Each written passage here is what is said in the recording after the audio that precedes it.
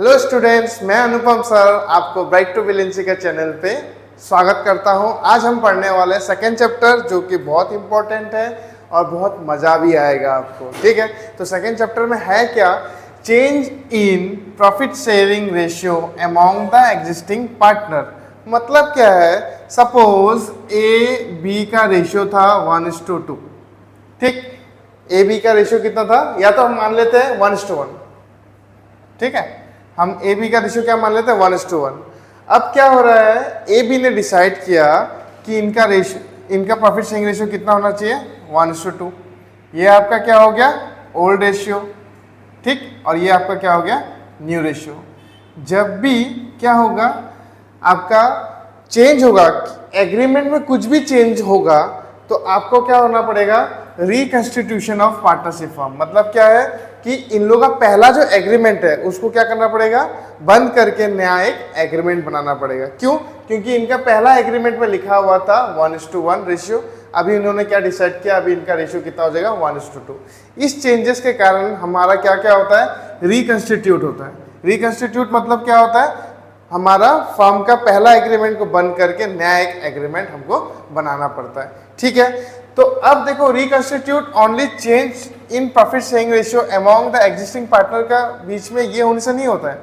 क्या क्या कारण से होता है? देखो, एक तो होता है admission of a new partner. Suppose A B partner है, सी को एडमिट करने के लिए एडमिट किया, तो तब भी हमारा क्या हो जाएगा? तुम्हारा रिकंस्टिट्यूट होगा।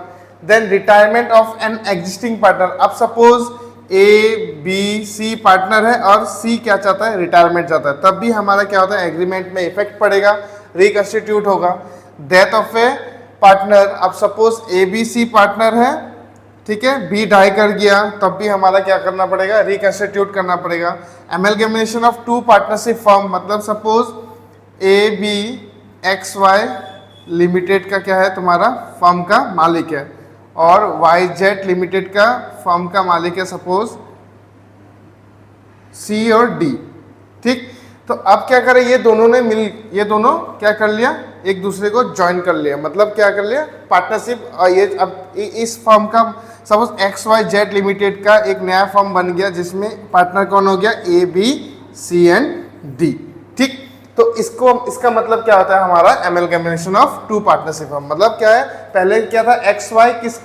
एक्स वाई जो है उसका फर्म का मालिक का नाम क्या था? A B. वाई और जेड का फर्म का मालिक का नाम क्या था? C D. अब नया जो फर्म बन गया है एक्स वाई जेड, वो उसका मालिक कौन हो गया? A B C D. मतलब ये दोनों कंपनी मिलके एक कंपनी हो जाना, या एक फर्म हो जाना, उसी को क्या बोलते हैं? Amalgamation of two partnership firm. ठीक है, अब हमने तो ये सीख लिया कि अब इफेक्ट क्या क्या होता है। हमको क्या करना पड़ता है? सैक्रिफाइसिंग रेशियो फाइंड आउट करना पड़ता है। अब सैक्रिफाइसिंग रेशियो क्या फाइंड आउट करना पड़ता है? सपोज अभी देखो, सपोज ए और बी का पहला था 1:1 रेशियो। अगर उनका प्रॉफिट अगर कितना हो रहा था? सपोज 90,000 हो रहा था, तो ए को कितना मिल रहा था? 45,000, और बी को भी कितना मिल रहा था? 45,000। बट अभी न्यू रेशियो जब हो गया है, फिर से हम मान लेते हैं प्रॉफिट हुआ हमारा 90,000, देन इनका कितना, इसको प्रॉफिट कितना मिलेगा? इसको मिलेगा 30,000 ए को, और बी को कितना मिलेगा? 60,000। तो इस देखो, अभी x को क्या मिल रहा है? सॉरी, ए को कितना मिल रहा है?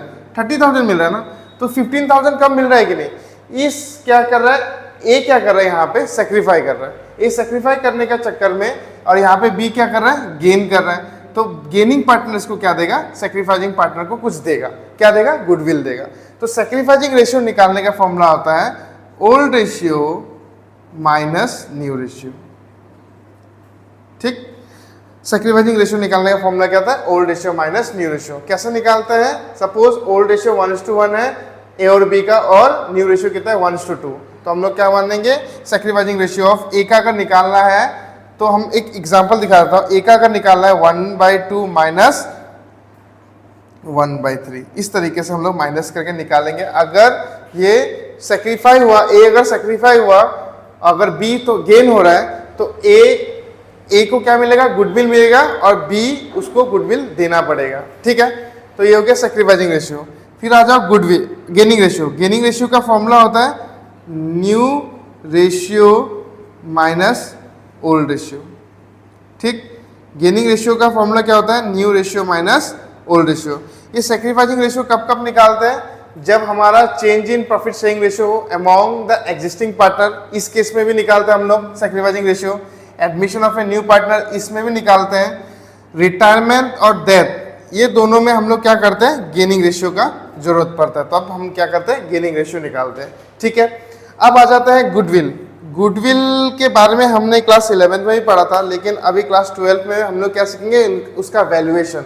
लेकिन मीनिंग जानना बहुत जरूरी है गुडविल का। तो गुडविल क्या होता है? Goodwill means the good name. Goodwill का मतलब क्या होता है? गुड नेम, मतलब फर्म का रेपुटेशन। ठीक है, और the reputation earn by a firm, मतलब क्या? फर्म ने जो रेपुटेशन अर्न किया थ्रू, किसके थ्रू से? ऑनर का हार्डवर्क एंड ऑनेस्टी। ऑनर का हार्डवर्क एंड ऑनेस्टी के कारण हम लोग ने जो गुडविल अर्न किया, फर्म ने जो गुडविल अर्न किया, उसी को क्या बोलते हैं? गुडविल। ठीक है, तो गुडविल मतलब क्या है? ब्रांड। ठीक है, तो अब इसके बारे में हम लोग पढ़ेंगे। गुडविल में क्या होता है? हम लोग का वैल्यूएशंस के बारे में पढ़ना पड़ेगा। ठीक है, और आगे तो स्टूडेंट्स अभी हम लोग सीखने वाले हैं methods of valuation of goodwill. ठीक है, इसमें क्या है? कितना मेथड्स है? Average profit method, super profit method, capitalisation method. ठीक है, तो आज हम लोग सीखने वाले हैं एवरेज प्रॉफिट मेथड के बारे में। तो एवरेज प्रॉफिट मेथड का फॉर्मूला होता है टोटल प्रॉफिट, मतलब जितना साल का प्रॉफिट देख के रखा है उसको प्लस कर देना है, और नंबर ऑफ ईयर प्रॉफिट, कितना साल का प्रॉफिट देख के रखा है। अगर 3 साल का देख के रखा है डिवाइड बाई 3 हो जाएगा। और इसका गुडविल निकालने का फॉर्मूला है goodwill equal to AP into, मतलब एपी क्या लिखा हुआ है ना? Average profit into number of year purchase लिखा हुआ है। ठीक है, तो एक क्वेश्चन करते हैं। X purchase the business from of Y from 1st April 2019. For this purpose of the goodwill is to evaluate 100% of the average annual profit of the last 4 years. क्या बोला है कि X ने Y से क्या करता? परचेज किया उसका बिजनेस, और उसका जो गुडविल है फर्म का एवरेज एनुअल प्रॉफिट, अगर हमारा एवरेज प्रॉफिट जितना निकलेगा उतना ही तुम्हारा क्या हो जाएगा? गुडविल हो जाएगा। बोला है यहाँ पे 100% बोला है। ठीक है, ऑफ द लास्ट 4 ईयर्स का प्रॉफिट देके रखा है आपका।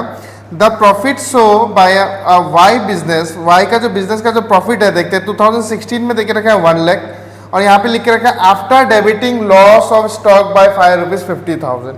ठीक है, फिर 2017 में देके रखा है 1,50,000 including voluntary retirement paid ₹80,000 loss है। ठीक है, 2018 में 1,50,000 है और 2019 में 2 लाख है, और इसके अगेंस्ट में कुछ एडजस्टमेंट देके रखा है। हमको कुछ नहीं करना है, मैं क्या कर रहा हूँ देख लो। 2016, 2017, 2018 और 2019 तक का प्रॉफिट आपका गिवन है, 4 साल का। अमाउंट सब भी लिख देते हैं। 2016 में कितना गिवन है? 1 लाख, और 2017 में आपका लॉस गिवन है 1,50,000। ठीक, उसके बाद फिर क्या गिवन है? 2018 में भी 1,50,000 प्रॉफिट है हमारा। नेक्स्ट 2019 में 2 लाख। ये आप लोग लिख लो ऐसे वर्किंग नोट। ठीक है, ये आप लोग क्या मान लो? Working note. ठीक, तो 2016 में बोला गया है after debiting loss stock by fire, मतलब क्या है? हमारा अगर एबनॉर्मल लॉस हो गया, ठीक है, कब हुआ? 2016 में हुआ। अगर एबनॉर्मल लॉस हुआ तो हम लोग क्या कर देंगे? प्लस कर देंगे। एबनॉर्मल अगर लॉस है तो हम लोग क्या कर देंगे? उस ईयर के साथ प्लस कर देंगे। अगर एबनॉर्मल प्रॉफिट हुआ तो हम लोग क्या कर देंगे? माइनस। ठीक, तो अभी इसमें बोला गया है 2016 में क्या हो गया? हमारा गुड्स जल के राख हो गया, तो खर्चा कितना हो गया हमारा? 50,000। तो इस 50,000 हमारा एबनॉर्मल लॉस है, तो एबनॉर्मल लॉस हम लोग क्या करेंगे? उसी ईयर के साथ प्लस कर देंगे, तो कितना हो गया यहाँ पे? 1,50,000। देन आफ्टर फिर बोला है 2017 में बोला गया है ऑलरेडी लॉस गिवन है, और यहाँ पे बोला है कि हमने वॉलेंटरी रिटायरमेंट जो लिया है पार्टनर ने, उसको हम लोग 80,000 पे कर दिया, तो ये भी हमारे लिए क्या हो गया? एबनॉर्मल लॉस है। तो लॉस होने से हम लोग प्लस करेंगे, तो ऑलरेडी हमारा क्या है? लॉस में गिवन है। ठीक है, माइनस में गिवन है, तो माइनस प्लस क्या हो जाएगा? माइनस कितना आ जाएगा आपका? 70,000।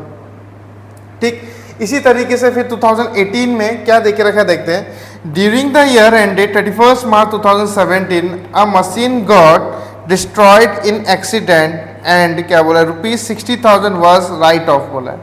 बोला है 2000 कब किया? 31 मार्च 2017, मतलब इसी ईयर में। ठीक है, इस ईयर में हमारा क्या गिवन है? एक मशीनरी क्या हो गया? एक्सीडेंट होके हमारा उसका राइट ऑफ कर दिया हमने। तो ये भी हम क्या करेंगे, एबनॉर्मल हमारे लिए क्या हो गया, लॉस हो गया। तो लॉस क्या करेंगे, प्लस माइनस क्या हो जाएगा, माइनस 10,000 अभी आपका निकला है इसका। 2017 में अभी आपका क्या मान लेंगे हम लोग, कितना है अमाउंट है, 10,000 लॉस है। ठीक, फिर बोला क्या है, देखिए ऑन 1 जुलाई 2017, मतलब जुलाई क्या, ये तो 31 मार्च हो गया, तो जुलाई कहाँ पे आ जाएगा, 18 में आ जाएगा। ठीक है, 1 जुलाई 2017, 2 कंप्यूटर कॉस्टिंग ₹40,000 ईच। एक कंप्यूटर का दाम कितना है, 40,000 है, तो 2 कंप्यूटर का कितना हो गया, 80,000। ठीक है, 80,000 were purchase and were debited to travelling expenses. हमने तो परचेज किया, लेकिन इसको कहाँ पे डाल दिया हमने, ट्रेवलिंग एक्सपेंसेस में डाल दिया, लेकिन ये हमारे लिए क्या है, प्रॉफिट होना चाहिए। तो ये हम क्या करेंगे, 80,000 जो है हम क्या करेंगे, प्लस कर देंगे पहले तो, कब, 2018 में। तो आपका कितना हो गया, 2,30,000 प्लस करके आ गया। ठीक है, ऑलरेडी प्रॉफिट था। On which depreciation is to be charge at the rate 10% per annum. फिर बोला स्ट्रेट लाइन मेथड, SLM का मतलब होता है स्ट्रेट लाइन मेथड। अगर 80,000 के ऊपर हमने क्या निकाला, डेप्रिसिएशन निकाला, कितना परसेंट बोला, 10%, तो इसका साल का हो जाता है 8,000 रुपया।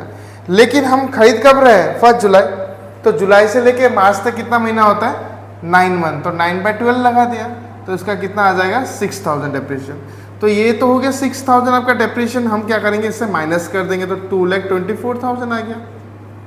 ठीक, नेक्स्ट, अब देखिए नेक्स्ट ईयर हम लोग का 2019 का प्रॉफिट देके रखा है, इसका कोई एडजस्टमेंट नहीं है, लेकिन हमने तो ये जो कंप्यूटर हमने खरीदा था उसको तो हमने यूज़ किया ना पूरा साल, तो यूज़ करने पे हम लोग क्या करना पड़ेगा, यहाँ पे 2019 में भी हमको क्या करना पड़ेगा, माइनस कर देना पड़ेगा, क्या, ये साल का डेप्रिसिएशन पूरा कितना हो जाएगा, 1,92,000। अगर 2020 का भी आपका प्रॉफिट देता तब भी हम क्या करते हैं, डेप्रिसिएशन माइनस कर देते हैं। ठीक, तो अभी हमारा सारा एडजस्टमेंट करने के बाद हमारा अमाउंट पता चल गया, तो अभी हम लोग क्या निकालते हैं, एवरेज प्रॉफिट निकालते हैं। ओके, एवरेज प्रॉफिट निकालने का फॉर्मूला मैंने बताया था आपको। टोटल प्रॉफिट क्या क्या है, 1,50,000। ये हमारा लॉस में आया तो माइनस में लिख दिया, ब्रैकेट में लिखना है आपको, -10,000, फिर 2,24,000 प्लस 1,92,000। ठीक, डिवाइडेड बाय क्या कर देंगे हम, 4, तो इसको प्लस करके आ जाएगा आपका 5,56,000 डिवाइड बाय 4।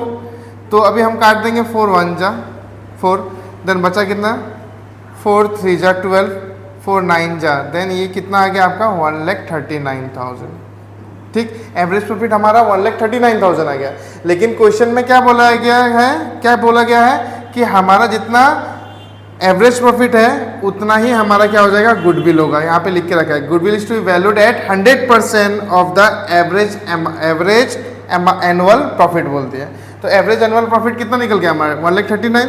तो हम लोग क्या मान लेंगे, गुडविल इक्वल टू AP हमारा 1,39,000 है, तो नंबर ऑफ ईयर परचेज हम 1 ही मान लेते हैं, 100% है, तो कितना हो गया, 1,39,000 आपका क्या हो गया, आंसर हो गया, ये गुडविल हो गया। ठीक है, तो स्टूडेंट्स अभी हम लोग ने तो कवर किया क्या, एवरेज प्रॉफिट। नेक्स्ट हम लोग कवर करेंगे super profit, then capitalisation method. अगर आपका अपकमिंग एग्जाम के लिए कुछ प्रॉब्लम है तो आप कमेंट कीजिए, तो आपको उस हिसाब से हम लोग वीडियोस भी बना सकते हैं। ठीक है, आपके लिए स्पेशली। तो बाकी हम लोग नेक्स्ट क्लास में करेंगे सुपर प्रॉफिट और कैपिटलाइजेशन मेथड। तो बाकी आपको अगर हमारा चैनल अच्छा लगा और हमारा पढ़ाने का स्टाइल आपको अच्छा लगा तो लाइक शेयर कमेंट जरूर कीजिएगा। Thank you.